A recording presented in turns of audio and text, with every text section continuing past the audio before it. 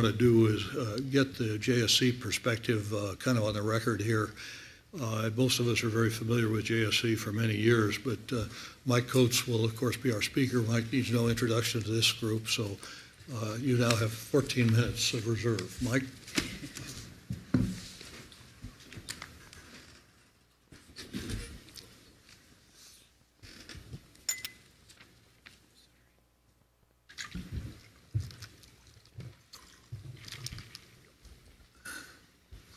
Well, good morning. I'd like to use up all your 14 minutes reserve here if I can today. Be selfish about it. I'd like to pass out a paper a little bit later with a detailed description of some of the capabilities at the Johnson Space Center. I would like to highlight some of those capabilities here in just a minute, some of the things you may not really be aware of here, but I don't want to spend an awful lot of time doing that unless you have questions. I'd also like to explain some of the steps we're taking to meet the challenges of exploration. But I'd like to start off, if I might be so presumptive, as to give you my personal perspective and observations right up front. I've been involved in space business one way or another for 31 years now. Sally and I came in the same class. I was 32 and she was 16. You're doing well. Take all 14 extra minutes. Well, that worked. That's good. I spent 13 years as an astronaut and then left to go out to industry and was with Lockheed Martin, or Heritage Lockheed Martin, for a little over 14 years, almost 15. Then I came back to the Johnson Space Center almost 4 years ago as the center director here. I'm obviously a strong believer in a human spaceflight program and the value of human spaceflight to our nation out here. Some of the things I feel pretty strongly about and I've learned, and I hope all of these are obvious to everybody, but I've learned to feel pretty strongly about some of these observations in my 31 years, if you will. Number one, I don't think we can take for granted the human spaceflight program. I think it's very important, but I think there's a lot of risk and a lot of threat right now to our human spaceflight program. I know, Norm, in your 1990 report, you fortunately listed human spaceflight as something we ought to be doing. Unfortunately, you had it down on the priority list a little further than I would.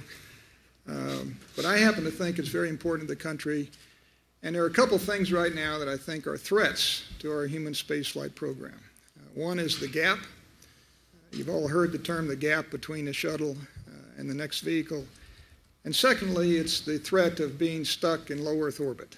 I really believe we need to minimize that gap, and I think we need to have an objective beyond low Earth orbit, or we're not going to have a human spaceflight program. And that worries me a lot. Next, I think one of the things I've come to appreciate is the incredible value of the team of human spaceflight professionals that this country has assembled during the first 50 years of the space program. I get to see it up close and personal. It is truly a national asset. It's a wonderful team of civil servants and contractors. We do amazing things all day long, and I get to see it almost every day. I think I've got the best job in the world because I do get to work with an amazing team, watching them do amazing things. It's a talented and highly motivated group of people that love what they're doing. And the country needs to take advantage of it. We cannot waste that kind of talent here. I think we need a sustainable and unswerving human exploration program beyond low Earth orbit. And to get that, we have to have strong national leadership. We have changed directions too many times over too many administrations in the decades past. We need to pick a direction, frankly, and stick to it for a while. I believe that we should utilize the International Space Station to the fullest. Abandoning it, which some people talk about doing in 2016, is simply inexcusable and I believe irresponsible. We need to fly and utilize this amazing laboratory, the finest laboratory in or out of the world for the foreseeable future. I happen to believe international partners can make a real contribution to the exploration program. We need to use them in a meaningful way. We've seen what's going on with the International Space Station, working with their international partners. They're doing a fantastic job. As a team, we're doing amazing things up there, assembling and beginning to do research on the International Space Station. We need to use those international partners in any kind of future space endeavor, exploration program, if you will. That means putting them sometimes in the critical path. And that's been a problem historically, a reluctance to put our international partners in a critical path. I think we need to do that. They've proven themselves. We need to prove ourselves in an international space. What that really means, too, is giving them clearly defined work packages, to use an industry term. What do they contribute? What are they going to be responsible for? Working with them, I think we ought to define that as a space team internationally. Commercial space operators should be used when they're available and when they're cost effective. Now, they're not going to be available at the timetable that they claimed they were going to be available, but they will be available soon. And we need to take advantage of those commercial space operators. To be a spacefaring nation, we need a spacecraft. We have to be able to put our astronauts into space and bring them home. And to go beyond LEO, we need a heavy lift vehicle. That should be pretty obvious to everybody. But we need both a spacecraft, and right now the Orion is the only one that makes any sense, and we need a heavy lift vehicle. We need both of those. I believe that Mars should be the real goal. The Moon, and to some extent the International Space Station, are training venues to prepare us to go to Mars. But this should not be a return to the Moon program. This should be, we're going to Mars and we're going to use the Moon to learn how to do it most efficiently and safely out there.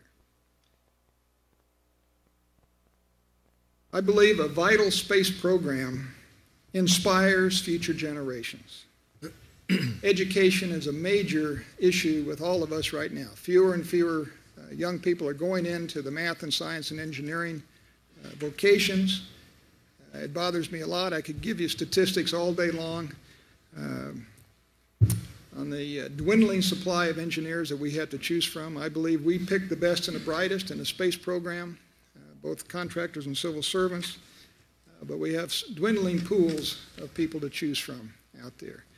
I think space program inspires young kids to go in to math and science and engineering, and frankly, that's our future. Both economically, if we want an economic growth engine, space is it out there. Space spurs technology development and an economic engine. I think the billions that we invested in the Apollo program paid off handsomely. One of the reasons we have the most robust economy on the face of the earth is because of the money we invested during the Cold War, including the Apollo program.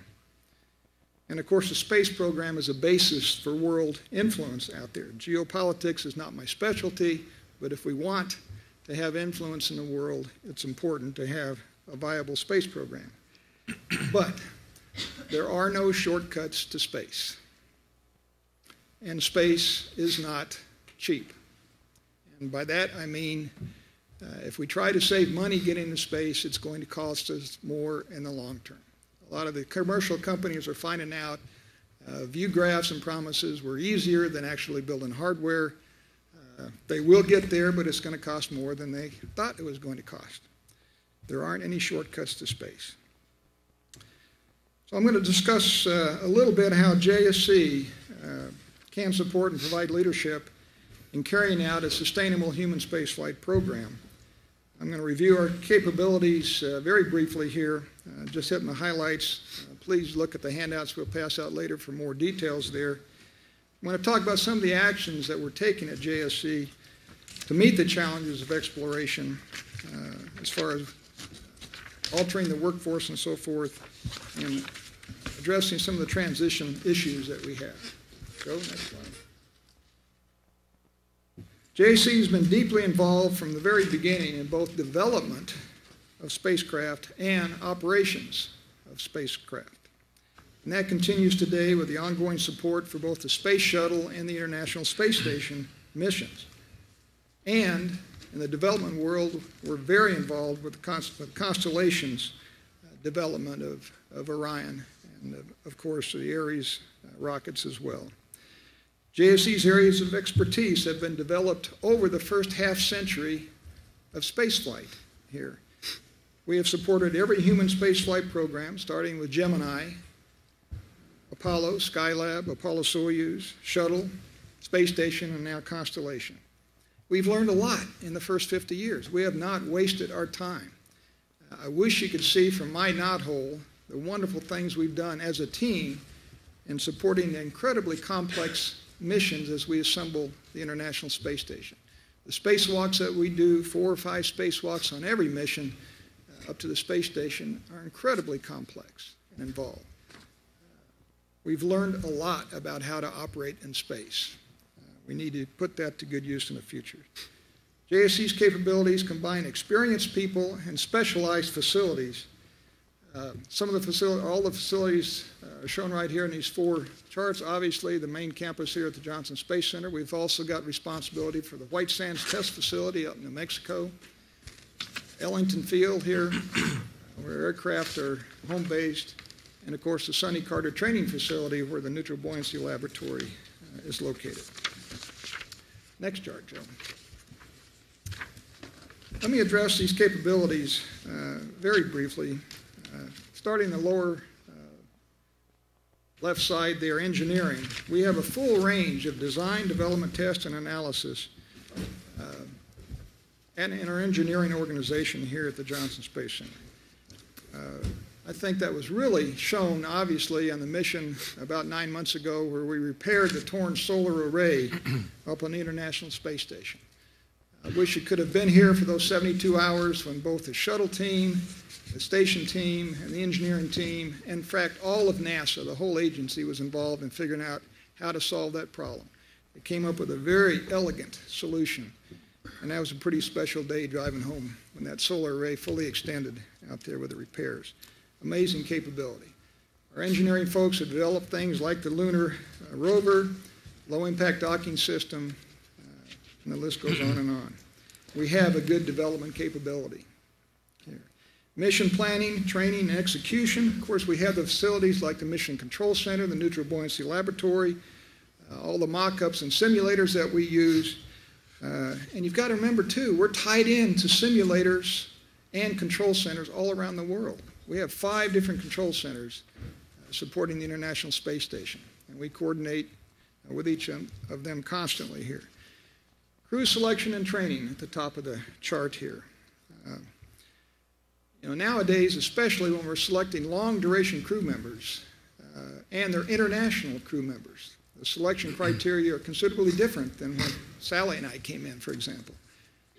We have, for example, in the last class, about 30% of the folks that we considered highly qualified were not medically qualified for long-duration missions. That's a really high percentage.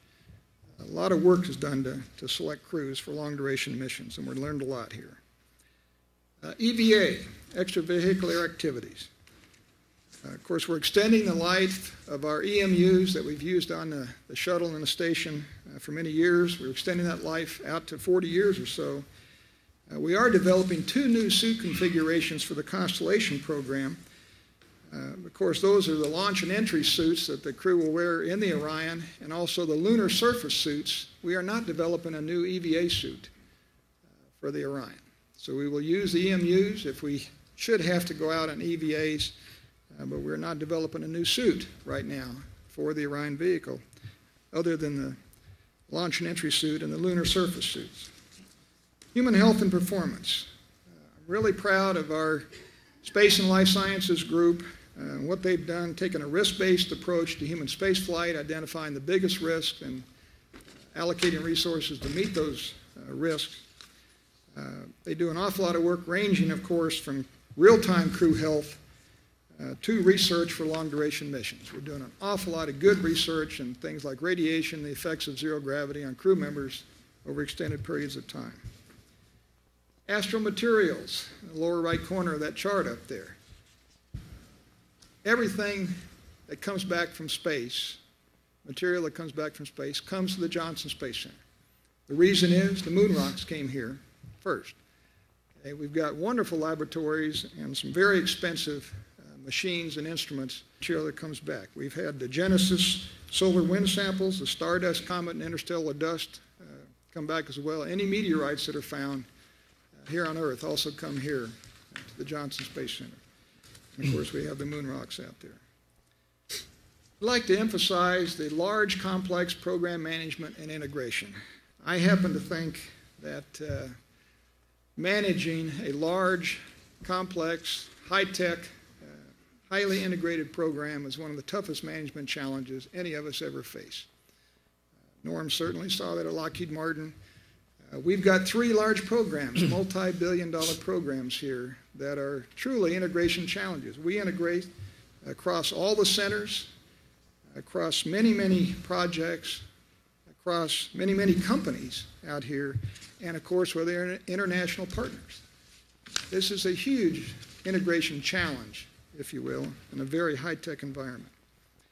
And it's a skill I'm very, very proud of here. I'll talk a little bit more in a minute about our programs to develop our project and program managers here at the Johnson Space Center and NASA. International and commercial partnerships. It's kind of interesting right now, up on the International Space Station, we have, of course, a 6-person crew on the space station and a visiting crew, but the 6-person crew has representatives from all 5 space agencies that participate in the International Space Station at this moment. We work with international partners at many different levels, and we're awful proud of the core competency that we've developed to manage our international relationships here. Of course, in the center here is safety and mission assurance, which is first and foremost. I want to stress that I, as center director, have an independent authority role for both safety and mission assurance, for technical and for crew health reasons. 3 different things. We have a check and balance system that's been set up. So I have responsibility if somebody feels like a program, if they disagree with the way the programs do, they can come to me as well. And that's our check and balance internally here. Next chart, Joe. Okay, as far as preparing the workforce for the future, and we're trying very hard to look ahead and get ready for the Constellation program. We're moving people, of course, from operations, where the emphasis has been for the last 30 years, over to development. We've always done development, we've always done operations, but the emphasis has been on operations during the shuttle era. We are moving folks over to the Constellation program, and we have more folks working on development right now than we do in operations. In fact, more people support the Constellation program than support the shuttle program at this moment. In fact, we operate both the shuttle and the station with 70% of the workforce that in 1991 just supported the shuttle. So we've achieved efficiencies over the years. Right now, about 60% of the folks who charge to one program also work on other programs, charge to multiple programs. So we are using the workforce across programs here, more and more. 2 of our biggest skill needs, if you will, are program and project managers and systems engineers. Seems like we never have enough good ones out here. Our Human Resources Department has done a marvelous job of creating development programs, which have received a lot of praise out here. The one I'm especially involved in is our Program Project Management Development Program, PPMD. We bring a lot of our graybeards, if you will, they're experienced program managers and executives back from both industry and NASA to talk to our classes repeatedly. And Boeing, Lockheed Martin, all the big contractors have supported us wonderfully in bringing folks back to pass on their lessons learned, the problems they've had in some of their programs here. And that knowledge transfer, I think, is priceless.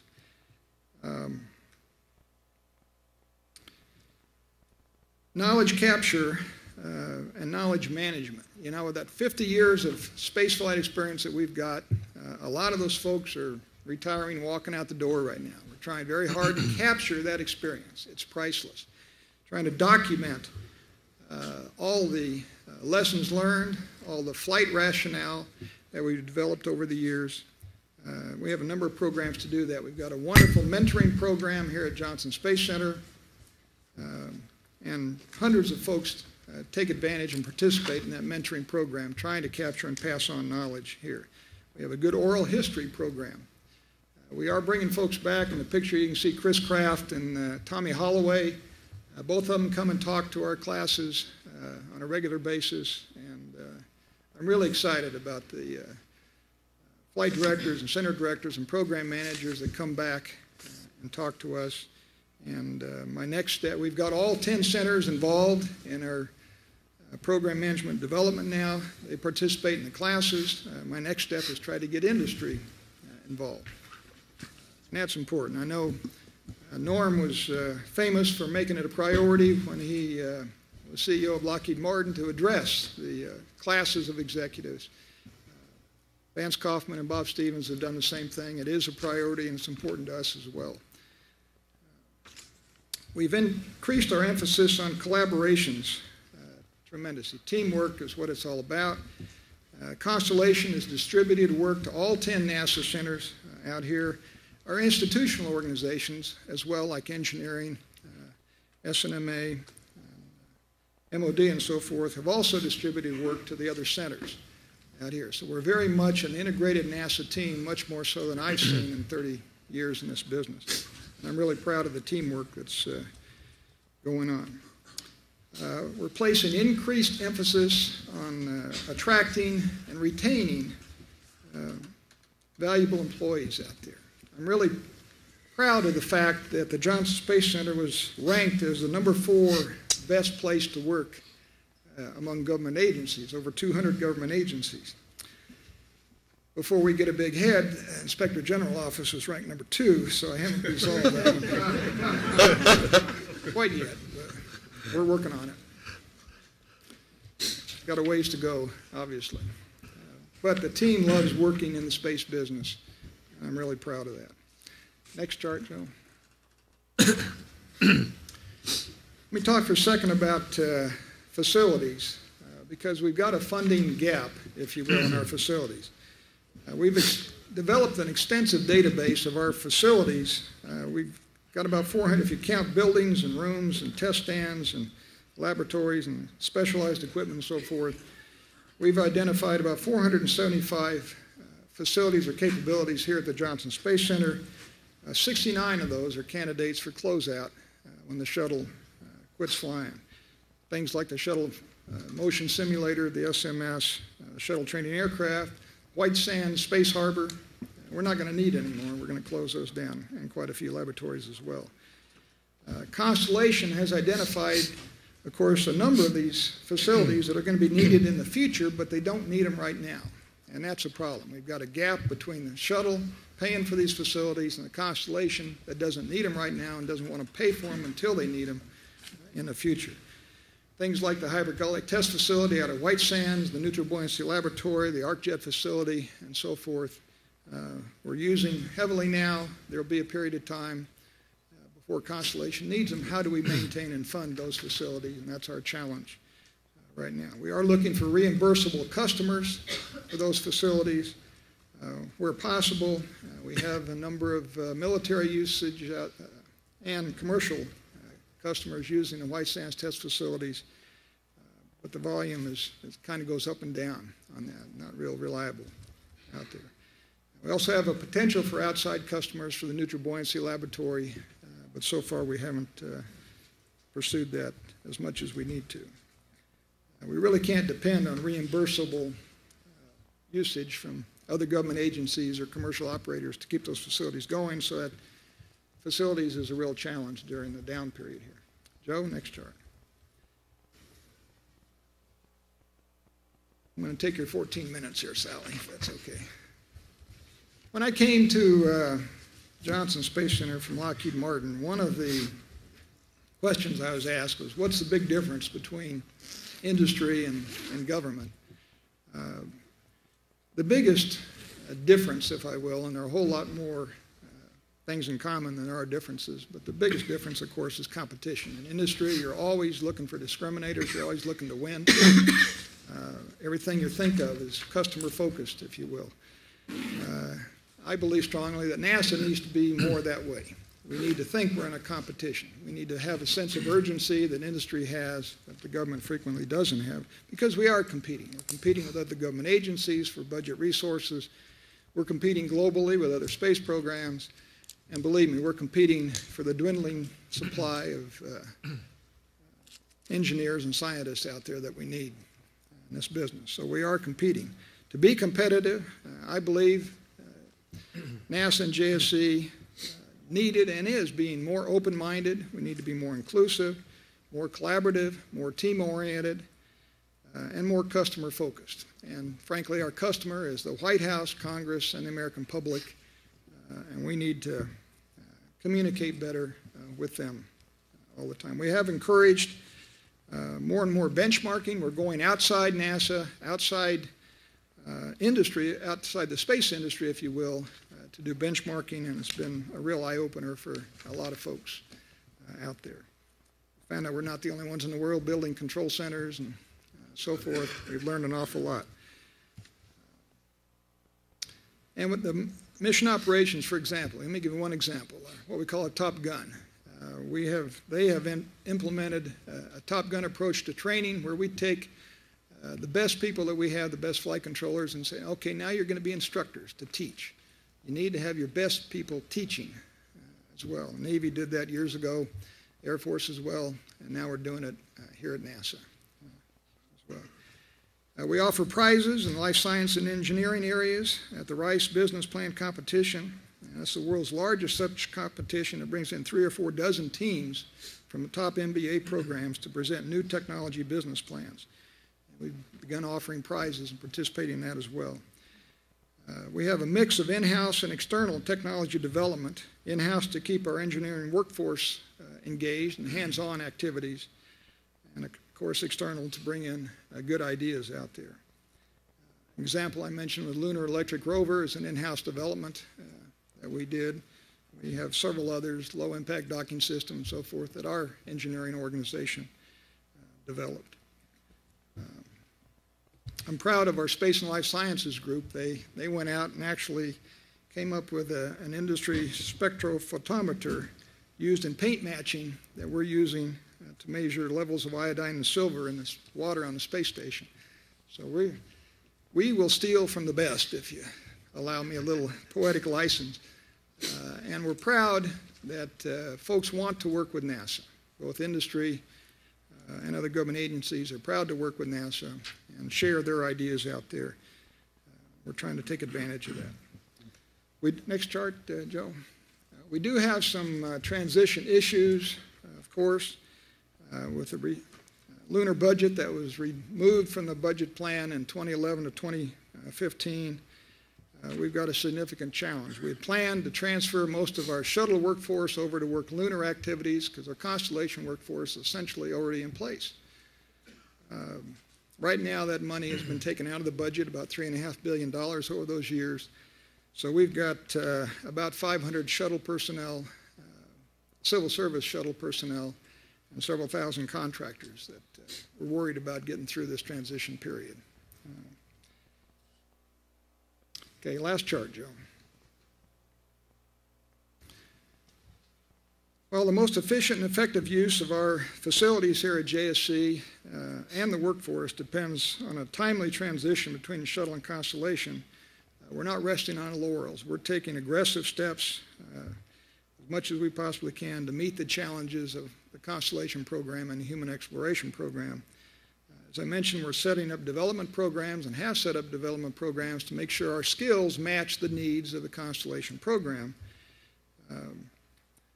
We're flexibly deploying people to different programs and moving them around as we need to make sure we fly out the shuttle safely while we're developing the constellation program and that our folks will have meaningful work when the last shuttle lands out here as well. We're encouraging collaboration at every level possible. We're emphasizing innovative ways of doing business. We need to be as open-minded as we can possibly be. And frankly, we're reaching out to engage the future employees of NASA. We have an awful lot of involvement with the schools and the young people in a number of different programs. We'd love to expand that as budget would permit. We've got to get the young people interested in math and science and engineering. That's the investment we need to make for the future if we're going to grow our economy. Once again, thank you very much for your time, and I want to express my appreciation. I know you've made this a priority in your busy schedules, but it's important not only to the space program, but to the country, and I want to say thank you for the time you're investing here. Thank you. Mike, thank you for those comments, and thank you for your contribution and that of your colleagues. We do have a little bit of time. If you're willing, we'd like to ask you a few questions. And I've got a number, but I know my colleagues do too. I can't see everybody, so if I leave somebody out, wave or come tap me on the shoulder or something, please. Okay, first of all, I see Les. Mike, thank you again for your very great comments, and thank you for everything that your people do here at JSC. You're probably aware that the White House, the National Security Council specifically, is doing a national space policy review. And one of the different elements of that policy review is to look at how can, in space programs, both civil space and national security space, how can we improve acquisition reform or program management. So I was very interested in your program and project management development, but I was curious, maybe because of my background, that in terms of collaboration, lessons learned, bringing people in, et cetera, you didn't mention reaching out to the national security space team. Certainly the National Security Council sees the two as sort of symbiotic, if you will, common industrial base, et cetera. I'm wondering if, as part of your program management development, you're also looking out for lessons learned and reaching out to the other element of space, the National Security Space Team. We have. Les, we've actually had some of our Joint Strike Fighter colleagues at Lockheed Martin come down, Tom Burbidge and so forth, and explain some of the challenges they've had with the programs they've had. Of course, I've invited a lot of my former colleagues at Lockheed Martin to come and talk. They've got some constraints on the classified programs, obviously, but they've been very good about sharing what information they can about the issues they've had with these classes. And we're looking for ways, frankly, to disseminate that more widely than just the folks that are in the class right now. Mike, that's sort of an industrial-based perspective, if you will, contractor. You're a government agency. I'm talking about the government side of the national security space, whether it's Air Force or National Security Space Office and the Pentagon, the government side of the picture. Yeah, and we need to do more of that. We have not done as much with DOD as I'd like to do from the government side, if you will. Mike Griffin was getting spun up to help us with that because he knew an awful lot of the folks over there. Mike came and talked to all of our classes and spent a great deal of time with them. Was anxious to bring in DOD folks. I think Charlie will help us with that, Charlie Bolden as well. Okay, thank you. Chris, I saw you next. Director Coates, thanks for your remarks. In your the remarks at the beginning of your presentation, you advocated all the right things for NASA, that we want to get beyond low Earth orbit. There's good arguments for extending space station. It's clearly desirable to minimize the gap in launch vehicle availability with respect to getting to station. As you know, the Constellation program of record out to 2020 originally assumed a $108 billion budget. The current budget anticipated out to 2020 is $81.5 billion, $20 billion, $25 billion less. If you fly station out to 2020, that's $2 billion or so a year. So now we're looking at $70 billion instead of $108 billion. So I'm wondering how these objectives get reconciled. Freeman Dyson once contrasted what he called the paper NASA with the real NASA.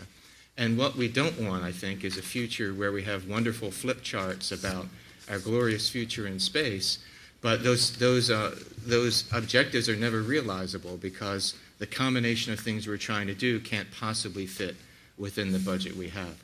But since you're advocating that we do these things, I wonder if you've thought about innovative ways that we can somehow accomplish them within the budget picture as it exists. Thank you. Wow, boy, you're asking the impossible here. You're trying to fit. That's our charter. Yeah. And it's you've got a challenge, and I've talked with Bo a couple times about it. I don't know how you fit 50 pounds into a 5-pound bag here.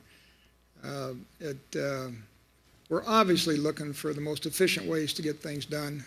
I know Mike Griffin, when he was helping us design the exploration program, wanted to minimize life cycle costs. We don't want to pass on things to future generations knowing they're going to pay a lot more because we're unwilling to pay up front. If you're going to have an exploration program, serious one, it's pretty obvious you need the heaviest heavy lift vehicle you can possibly get. But that requires a tremendous investment up front. Frankly, an investment we probably can't afford right now. So my personal opinion is we probably are going to have to spend more later because we can't afford to spend more up front. We may not have the optimum vehicle to minimize life cycle costs, but we need a heavy lift vehicle. We need one that we can afford now. You've got the challenge of comparing apples to oranges because everybody that comes in with their own architecture is going to say, here are my view graphs and here's what it's going to cost. And believe me, the costs vary dramatically depending on what assumptions you want to come in with. And that's almost an impossible task, is to say which one's cheapest even in the long run and most effective. I don't have a good answer for you. This is a tough one. Thank you. So backing off the 125 metric ton vehicle is something that you would see as a necessary. Sure, certainly, it's an option. If you're talking about a 70 metric ton vehicle that is more affordable right now, you're going to have to launch more of them to achieve your objective. It's not that hard. If you have to have 1 million pounds in space to go to Mars, for example, how are you going to get it there? What's the most effective way to get it there? How do you get things to the moon to learn how to explore most effectively? The largest vehicle you can develop would pay off in the long run, but it's very expensive up front. And that's an investment I don't think we can afford, personal opinion, right now. So what's the cheapest, I hate to use that word, but what's the least expensive heavy lift vehicle that we can develop in a timely manner to get us there? Because we're going to have to live within a very constrained budget. There's just no alternate reality out there. And there's not enough in any budget to meet all the things that you talked about: operating the space station, developing a heavy lift vehicle, developing the Orion, and so forth. I think it's my turn, Mike. You had talked about the importance of international programs, and these aren't your words, but meaningful programs that sort of put our partner nations on the critical path. And I gathered you supported that. At the same time, we hear a lot of criticism about the fact that we've got a gap today by virtue of doing that very thing. And this is kind of a dirty question, but I guess are you saying we sort of have to live with the gap sort of problem if we're going to have meaningful international programs? No, my personal opinion, Norm, is that we have a gap because we change directions too many times in developing a follow-on vehicle.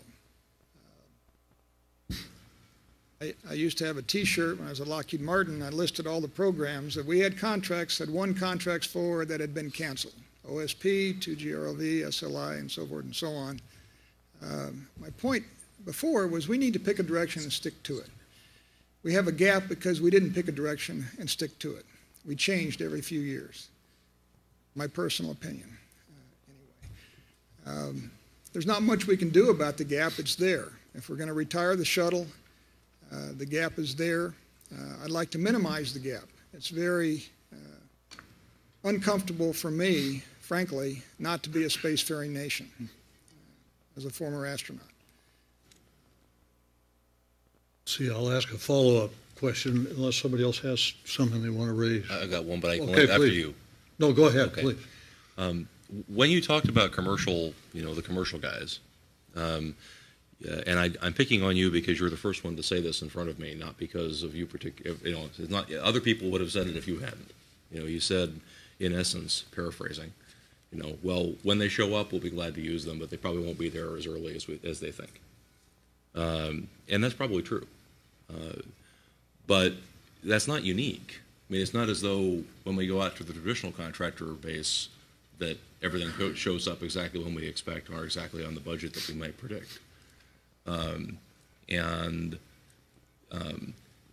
There's a false choice there between, well, we can just stand back and wait for the commercialized to show up, or we can do the traditional stuff, when in some cases the amount of incremental money that would be needed to increase the likelihood of the commercial option showing up might be smaller than it would be to go out to a traditional contractor base.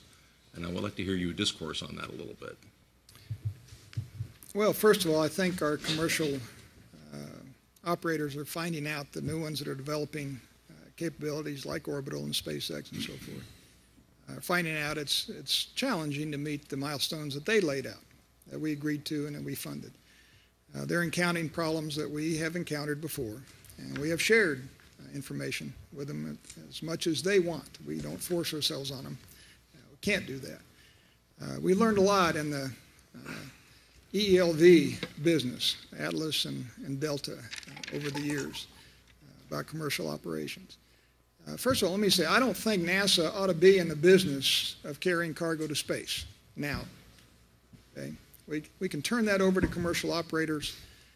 We should turn that over to commercial operators because the market is ready to support that. NASA ought to be doing research and development. Let me repeat that. NASA should be doing research and development. That includes research on the International Space Station. That includes exploration. Let's go out there and discover what's out there. Commercial companies can't do that. They can't afford to do that. That's what governments are for. Christopher Columbus was paid for by the Queen of Spain, for heaven's sakes. It wasn't a commercial venture until much later, but look what it opened up. Well, that's what governments do. They make the investments to develop the technologies that commercial operators can take advantage of in the future. And that's what the government should be doing. NASA should be and needs to get back to being a research and development agency. Now, the shuttle was a marvelous vehicle, and it's not just that we took cargo to and from space. We learned how to operate in space using the space shuttle, and we've learned tremendous lessons. I could stand up here for hours telling you the neat things that we've learned to do in space. It's pretty exciting. So that was, I think, a terrific investment. It's going to break my heart when the shuttle retires next year or whenever, because it is a truly amazing capability. I would love to maintain it, but it's an expensive vehicle to operate. Frankly, commercial operators can do things cheaper than the government can do because we have so many constraints on being fair, running competitions and that sort of thing. We pay an overhead to do things in the government. I wouldn't change anything, but when it's time and the commercial operators are ready, let them do that, and let's go explore. Let's go do the things that captures the public's imagination and that they think we're doing. We conducted surveys at Admiral Steitl's request when I was at Lockheed Martin. He asked us to go out and conduct focus group surveys. We hired a company to do that, participated, and we conducted surveys that carefully select a cross-section of people around the country, nobody near a space center, to find out what they thought about the space program. And it balanced out what the survey said. It reinforced what general survey said. They have a very high opinion of NASA. They think we do that cutting-edge stuff. That's really cool. I'd like to get more into that cutting-edge stuff. That's what NASA ought to be doing to get the public excited. They had a tremendous recognition of the Hubble Space Telescope, the two rovers, Spirit and Opportunity on Mars. Not so many knew we were flying the shuttle again. Very few knew we had a space station up there, and not a single person of all the hundreds we interviewed had ever heard of the Constellation program. We're not doing a very good job of fulfilling our Space Act, 1958 Space Act obligation of informing the public, disseminating information on our activities. We just don't do that well enough. We need to be telling the public why they should have a space program, what the benefits are to them. I think we have an opportunity to do that even better. Charlie, I think, is a gifted communicator, and so is Lori Garver. They will bring the passion to the space program that the public can relate to out there. I think they'll be wonderful representatives and salesmen for the space program. Thank you. Time for one last question, which I will ask. I have one. Okay, Bo. Yeah. Hey, Mike, in the environment in government where you cannot lay off people, is it difficult to maintain technical excellence? You know, most of my days were in industry, and cutbacks gave us an opportunity to refresh the quality of our team, and you don't seem to have that variable, I believe. And I wonder, is it difficult in environment where you cannot lay off people, maintain this top performers and dispensing from the people who are non-producers? Well, first of all, you know, one of the things I learned when I came back to NASA as a manager, you know, the rumor is that you can't lay off civil servants, can't terminate civil servants. It's just not true. We terminate a number every year for job performance, other activities, and we actually post the statistics for everybody to read. We have to document everything, but the process is in place. We do, in fact, terminate poor performance in the civil service. Now, to address your question a little different way, I am worried about technical excellence, but I'm worried about it from a team point of view. We have a wonderful contractor workforce and civil service workforce that are intertwined. We work hand in hand.